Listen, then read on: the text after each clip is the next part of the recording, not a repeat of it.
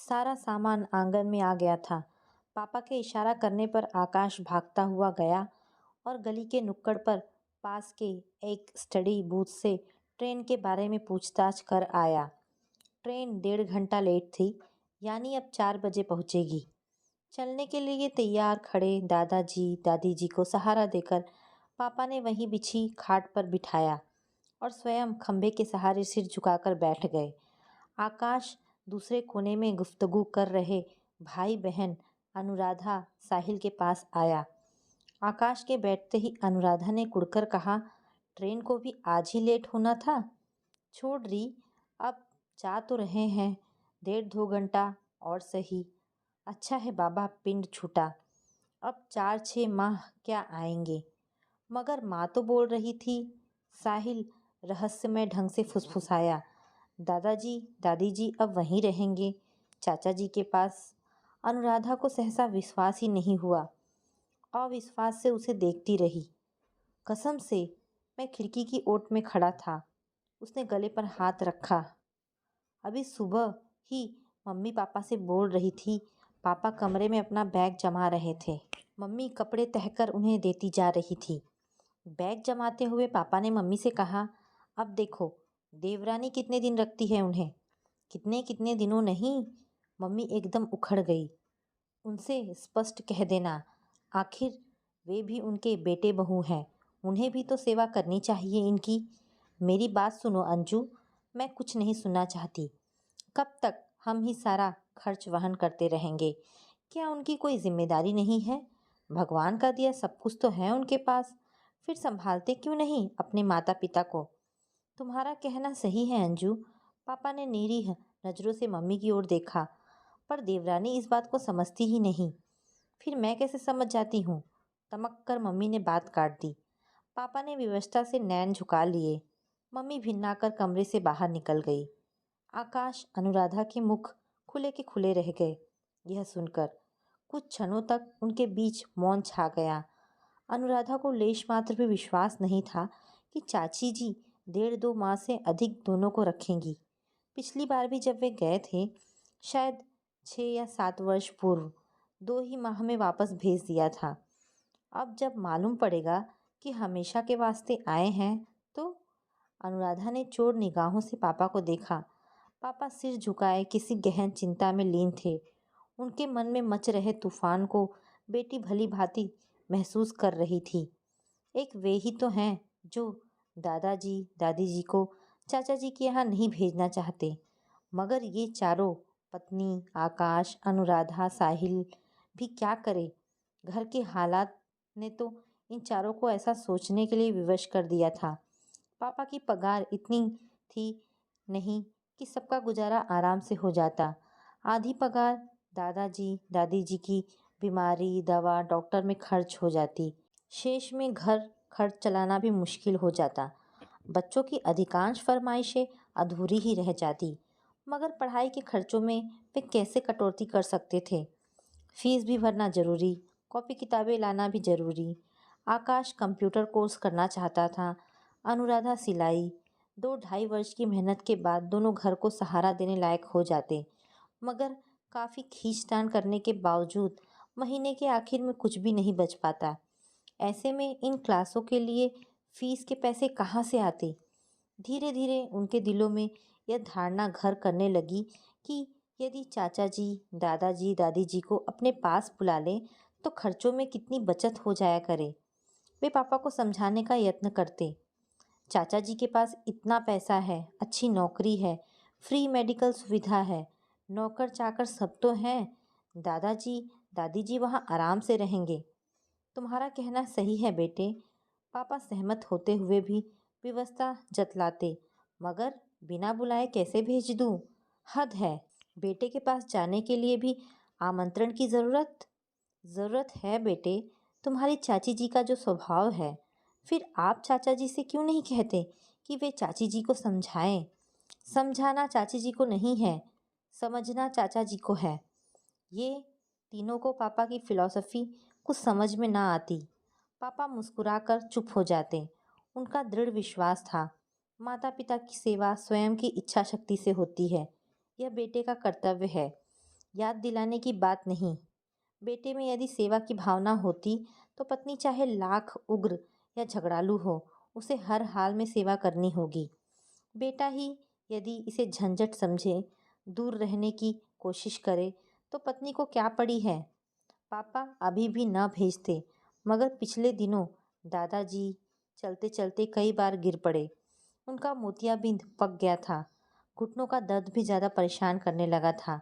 दादी जी का मोतियाबिंद भी धीरे धीरे पक रहा था। डॉक्टर के अनुसार दोनों का फौरन ऑपरेशन करना अब अत्यंत ज़रूरी हो गया था। इधर बेटी भी बड़ी होती जा रही थी। 2-3 वर्ष बाद ब्याह लायक हो जाएगी।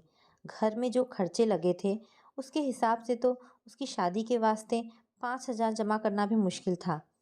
उस पर इन 2 ऑपरेशनों के खर्चे कहाँ से करेंगे ये सब? सोच सोच कर वे बावले हो उठते। रात रात भर उन्हें नींद ना आती।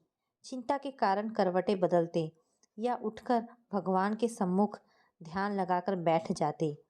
माँ बेचारी परेशान हो जाती। उन्हें हिम्मत बंधाने की भरसक कोशिश करती, मगर कब तक? क्या शब्दों की जुगाली से पैसों का इंतजाम हो जाता? कष्ट दूर हो जाते? आखिर हार कर पापा ने दादाजी दादी जी को चाचा जी के पास भेजने का निर्णय कर लिया। 3:30 बज गए। गाड़ी का समय हो गया था। जाने के लिए पापा उठ खड़े हुए। सहारा देकर उन्होंने दादाजी को उठाया। दादाजी का चेहरा एकदम रंगहीन हो गया। उनके झुर्रीदार चेहरे पर दर्द की असंख्य लकीरें उभर आई। किसी बूचड़खाने में धकेला जा रहा हो, ऐसी दहशत छा गई उनकी मोतियाबिंद आंखों में। अनुराधा का हृदय तड़प उठा। दादाजी के मन की पीड़ा को वह अच्छी तरह समझ रही थी।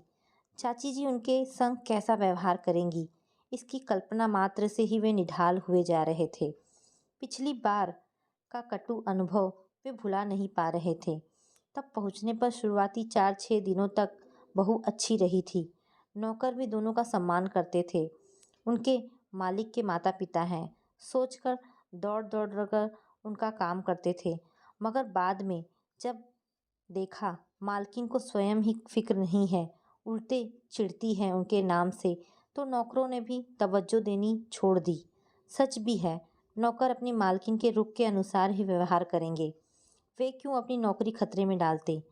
दादाजी आवाज़ लगाते रहते, पर वे अनसुना कर खिसक जाते।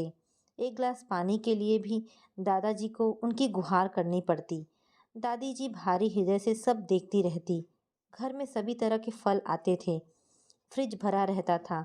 नौकर चोरी छुपे खा लेते, मगर चाची जी दोनों को कभी पूछती तक नहीं थी।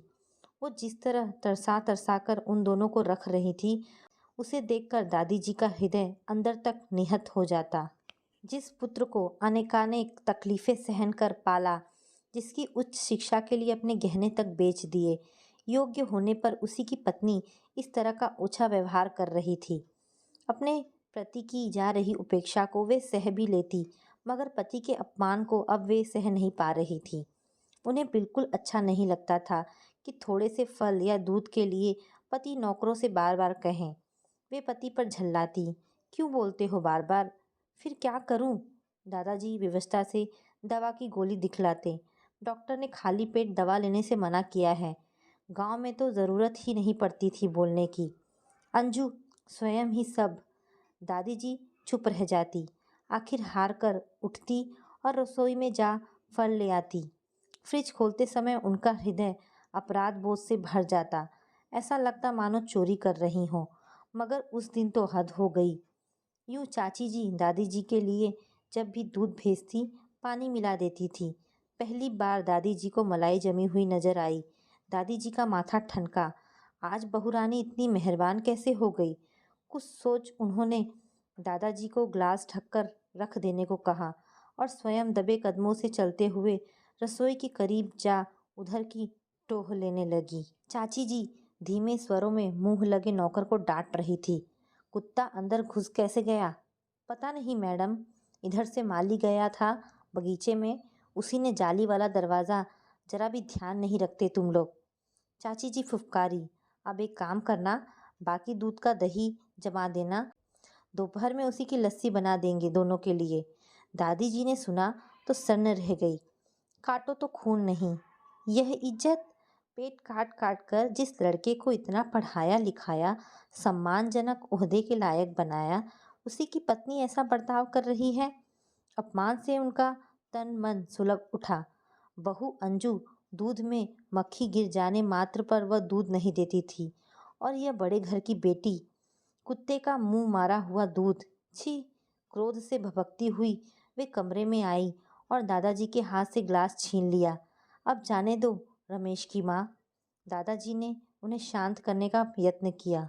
हम स्वयं नाली में फेंक देते हैं। नहीं, अपमान से उनकी आवाज़ दहक रही थी। फिर उस काले दिल वाली को महसूस कैसे होगा? उसे भी तो मालूम पड़ना चाहिए कि हमें उसकी काली करतूत पता चल गई है। दादाजी समझाते रहे, ईश्वर का वास्ता देते रहे, मगर पति के अपमान से दादी जी ने एक ना सुनी। ग्लास लेकर धम धम करती हुई रसोई में गई। उनकी चढ़ी मुख मुद्रा और हाथ में दूध का ग्लास देखते ही चाची जी का चेहरा पूर्ण श्यामली हो गया। दादी जी ने किसी तरह स्वयं को संयत करते हुए उन्हें तीखी नज़रों से घूरा। बहू, इनका पेट ठीक नहीं है, दूध नहीं लेंगे, बाकी दूध में मिला लो। अरे रे रे, यह क्या कर रही हो? चाची जी सकपकाई। यह शक्कर वाला है, फिर पोते को दे देती हूँ। ले बेटा। वहाँ से निकल रहे पोते की ओर दादी जी ने ग्लास बढ़ाया। वो अभी नहीं लेगा। चाची जी बौखलाकर आगे बढ़ी। क्यों? वह बाद में लेगा। बाद में क्यों? अभी क्यों नहीं? दादी जी का स्वर थोड़ा उग्र हो गया। कहा ना, साफ साफ क्यों नहीं कहती? दादी जी पहली बार सास के तेवर से दहाड़ी। यह कुत्ते का मुंह मारा हुआ दूध है। चाची जी का चेहरा तवे सा काला हो गया। दादी जी अंगारे सी लाल हो गई। हमारी जगह तुम्हारे माँ बाप होते, क्या तब भी यही करती? आप अनाप शनाप इल्जाम लगा रही हैं, फिर तुम स्वयं पी लो इसे। लो पियो। क्रोधित दादी जी ने ग्लास उनके होठों से लगा दिया। चाची जी ने पूरी ताकत से ग्लास पर हाथ मारकर दूर फेंक दिया। ग्लास टन से सामने दीवार पर जा टकराया। पूरी रसोई में दूध बिखर गया। इसी के साथ सास बहू में वाक युद्ध आरंभ हो गया। 8-10 मिनट तक यह संग्राम चलता रहा। चाची जी पैर पटकती हुई अपने कमरे में गई और जोर से दरवाज़ा बंद कर उसे कोप भवन में तब्दील कर दिया। वो बड़बड़ाए जा रही थी। मेरे ही घर में आकर मेरा अपमान कर रही है, समझती क्या है अपने आप को? उसने तमतमाते हुए चाचा जी को दफ्तर फ़ोन लगाया। थोड़ी ही देर बाद चाचा जी दुम हिलाते भागे भागे आए। आते ही पहले चाची जी के कमरे में घुस गए। दोनों में आधे घंटे तक गुफ्तगू होती रही। फिर दोनों दादाजी दादी जी के कमरे में आए। चाची जी अंदर नहीं गई, बाहर खड़ी रहीं। चाचा जी धीर गंभीर मुद्रा में अंदर दाखिल हुए। दादी जी भरी हुई बैठी थी। आखिर इतने बड़े ऑफिसर की माँ है, उसे पालने पोसने लायक बनाने वाली माँ के अपमान को भला कौन बेटा सहन कर सकता है? पूर्ण आत्मविश्वास से दादी जी ने शिकायती लहजे में कहा, बेटा, आज तेरी घरवाली ने। मुझे सब मालूम है अम्मा, अब तू ही बोल बेटा। अम्मा। चाचा जी का आदरयुक्त झल्लाया स्वर गूंजा। अच्छा लगता है ये सब, इस तरह लड़ते हुए? आसपास दूसरे ऑफिसरों के बंगले हैं, क्या सोचेंगे वे? कितनी जग हंसाई होगी मेरी। फैक्ट्री के डायरेक्टरों को जब यह मालूम पड़ेगा तो मेरी पोजीशन। दादी जी फटी विस्फारित नज़रों से बेटे को देखती रह गई। क्षण मात्र में मैं समझ गई कि बेटे को कितना कुछ मालूम है, अपनी माँ को कितना पहचानता है। कि ही आज उन्हें इज्जत, अदब, कायदे, ऊंच नीच समझा रहा था। उनकी आंखें भर आई। एक शब्द भी ना कहा। क्या फ़ायदा कहने से? कोई पराया हो तो दोष भी दे, बहस करे, अपनी ही औलाद के सामने क्या सफाई पेश करे। उन्होंने किसी तरह आंसुओं को गिरने से रोका। ऐसे वक्त पति ने सहारा दिया, उनके जख्मों पर मलहम लगाना चाहा। बीच में दखल दे बेटे से कहा, सोच रहा हूँ बेटा, गांव छोड़े बहुत दिन हो गए हैं, अब हमें वापस भेज देते तो। चाचा जी ने चैन की सांस ली। वे खुद भी तो यही चाह रहे थे। और अगले ही दिन दादाजी दादी जी वापस लौट आए। पहली और आखिरी मर्तबा गए थे चाचा जी के यहाँ। ऐसा घाव लेकर लौटे थे कि दोबारा कभी इच्छा भी नहीं की कि वहाँ जाने की। मगर अब उन्हें वहाँ जाना पड़ रहा था, उसी अपमान भरे घुटन युक्त माहौल में, हमेशा हमेशा के लिए। कैसे रहेंगे वहाँ? जब तक पापा रहेंगे, 1 या 2 दिन मानसिक सहारा रहेगा। उसके बाद पापा के लौटने के बाद अनुराधा के आंसू ढुलक पड़े। कैसे सहन करेंगे दोनों चाची जी के उपेक्षापूर्ण बर्ताव को। छोटे से बच्चे हो तो घर से कहीं भाग भी जाए। इस उम्र में जब 2 कदमों का नहीं सूझ पाता, बिन सहारे उठा नहीं जाता, कैसे काटेंगे जिंदगी। अनुराधा को गले में कुछ चुभन सी महसूस हुई। यद्यपि दादाजी दादी जी के जाने के बाद यहाँ उन पर होने वाले खर्च की बचत हो जाएगी, यानी पापा की आधी पगार बच जाएगी। बरसों के दबाए कई अरमान धीरे धीरे पूरे होंगे। मगर दादाजी दादी जी को वैसे उपेक्षा भरे माहौल में रख क्या वे सब यहाँ सुखी रह पाएंगे? उनसे सुख का एक कौर भी खाते बनेगा? अनुराधा का हृदय भर आया। बाहर तांगे वाला भोपू बजाकर गुहार लगा रहा था। दादाजी दादी जी ने अंतिम बार तुषित नजरों से घर की ओर निहारा, जहाँ सम्मानपूर्वक पूरी जिंदगी बिता दी। अब उसी दरो आंगन को छोड़कर जाना पड़ रहा था। वाह रे बुढ़ापा! एक एक करके सब उनके चरण स्पर्श करने लगे। अनुराधा, आकाश, साहिल। दादाजी दादी जी निर्मल हृदय से उन सबको आशीर्वाद देते गए। सबके पीछे माँ आई, अपनी सूती पैबंद लगी साड़ी में। माँ को देखते ही दादी जी की रुलाई फूट पड़ी। बेटी सरीखी बहू, पिछले जन्म में पता नहीं कितने पुण्य कर्म किए होंगे जो इतनी सेवामयी बहू मिली थी। शादी के बाद एक दिन भी बेचारी मनचाहा खा पी या पहन ना सकी। हे प्रभु, अब इसके दिन भी फेर दे, यह भी कुछ सुख चैन से रह ले। आशीर्वाद देने के लिए दादी जी ने ज्यों ही हाथ बढ़ाया, माँ ने लपक कर उन्हें बाहों में भींच लिया। नहीं अम्मा जी, नहीं, मैं नहीं जाने दूं आपको उस नरक में। सुनते ही तांगे में सामान जमा रहे पापा ने पलट कर देखा। माँ दादी जी को बाहों में भर बेतहाशा चूमे जा रही थी। पापा की आंखों में हठात गंगा जमुना बह रह चली। बच्चों की आंखों से भी बादल बरस रहे थे। सामने मंदिर में पंडित जी सस्वर गा रहे थे। आव नहीं आदर नहीं, नैनन नहीं स्नेह, तुलसी तहा न जाइए, कंचन बरसे मेह। जिस स्थान पर लोग आपके जाने से प्रसन्न ना होवे और जहाँ लोगों की आंखों में आपके लिए प्रेम अथवा स्नेह ना हो, ऐसे स्थान पर भले ही धन की कितनी भी वर्षा ही क्यों ना हो रही हो, आपको वहाँ नहीं जाना चाहिए। तो दोस्तों, ये कहानी यहाँ पर समाप्त होती है।